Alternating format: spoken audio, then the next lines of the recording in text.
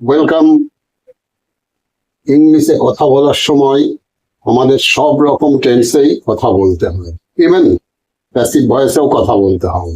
আজকের ভিডিওতে দেখানো হবে কিভাবে হ্যাভ এবং হ্যাজের ইউজ হয়। একই টেন্সে এই দুটো ব্যবহার হয়। এইগুলো যখন ব্যবহার হবে তখন তার পাশে যে ভার্বগুলো ইউজ হবে সে ভার্বগুলো থার্ড ফর্ম হবে, মানে present form, past form, past participle form, তিন রকম ফর্ম হয়। এখানে ভার্বের থার্ড ফর্ম, লাস্ট ফর্ম গুলো সব ইউজ করতে হয় হ্যাভ আর হ্যাজের পাশে।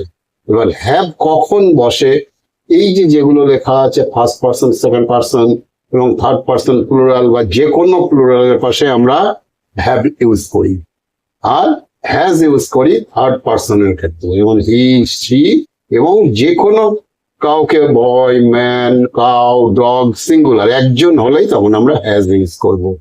শুধু আই ছাড়া, আই ফার্স্ট পার্সন, তাই এ প্লুরাল নাম্বারের রুলসে চলে। এবার আই হ্যাভ ড্রন, আমি এঁকেছি, পাশে যদি কিছু লিখে দেওয়া যায়, যে আ পিকচার বা আ সিনারি, বাস কমপ্লিট হয়ে যাবে সেন্টেন্স।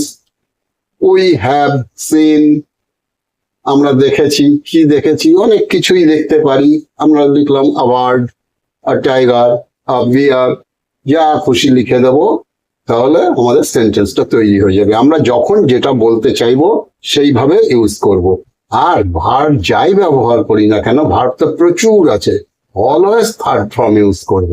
তাহলে কি হচ্ছে, এদের প্রত্যেকের পাশেই যখন হ্যাভ বসে যাবে, হ্যাভ বসলে অলওয়েজ থার্ড ফর্ম। আর সিঙ্গুলার নাম্বারের ক্ষেত্রে হ্যাজ, হ্যাজ কখনো এখানে আসবে না, হ্যাভও এখানে আসবে না, এটা মনে রাখতে হবে।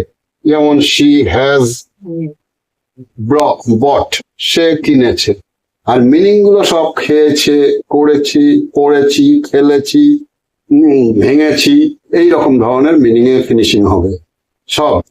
প্রত্যেকটা সেন্টেন্স যখন আমরা কোনো একটা কথা বলতে চাইছি, অথচ সেই কথাটা ঠিক ওইভাবে খেয়েছি, পেয়েছি, দিয়েছি, নিয়েছি, চেয়েছি, এরকম ধরনের মানে ফিনিশিংটা হবে এইভাবে, তখন আমাদের মানে ডেফিনেটলি আমাদের তখন সাবজেক্টের পাশে হ্যাভ অর হ্যাজ ইউজ করতে হবে।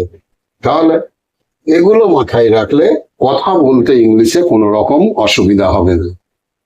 That's all.